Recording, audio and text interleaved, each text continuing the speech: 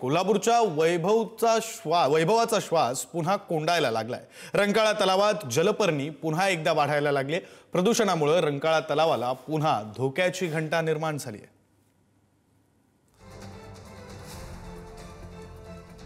कोल्हापूरचं वैभव असणाऱ्या रंकाळा तलावाचा श्वास आता पुन्हा एकदा कोंडू लागलेला आहे। कारण गेल्या 10 ते 15 वर्षांपूर्वी ज्या रंकाळ्यामध्ये मोठ्या प्रमाणात जलपर्णीचा विळखा पाहायला मिळत होता, आता तोच विळखा याच रंकाळा तलावामध्ये पुन्हा एकदा पाहायला मिळत आहे।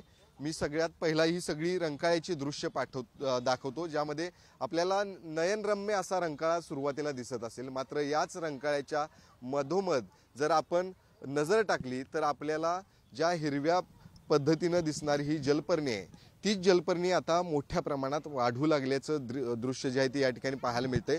कॅमेरामॅनला जर पॅन करायला लावला कॅमेरा तर आपण बघू शकताय किती मोठ्या प्रमाणात जलपर्णी जी आहे ती आता पुन्हा एकदा त्या ठिकाणी डोकं वर काढताना दिसते। किती वर्षानंतर आता पुन्हा एकदा हे डोकं वर काढते? हे 10 ते 15 वर्षापूर्वी इथं रंकाळ्यातले केंदाळ आणि गाळ काढला गेलेला, तेव्हा अजित पवार 10 वर्षापूर्वी। सर मी तुम्हाला सांगतो, जर त्यावेळेस आता मला दिवस आठवला ते थोडक्यात बघून अक्षरशः अंगावर काटावे यायचा की एवढा सुंदर रंकाळा जलपर्णी व्यापलेला होता।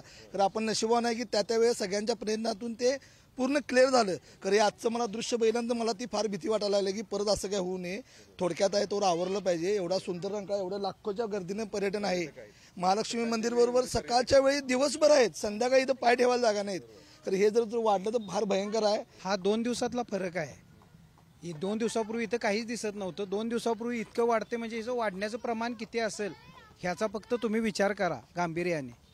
खूप वाढ आहे याची आणि एकदा वर काढलं तर तोंड ते कमी येणार नाही। कॅमेरामॅन ओंकार वळवडेसह शेखर पाटील, पुढारी न्यूज।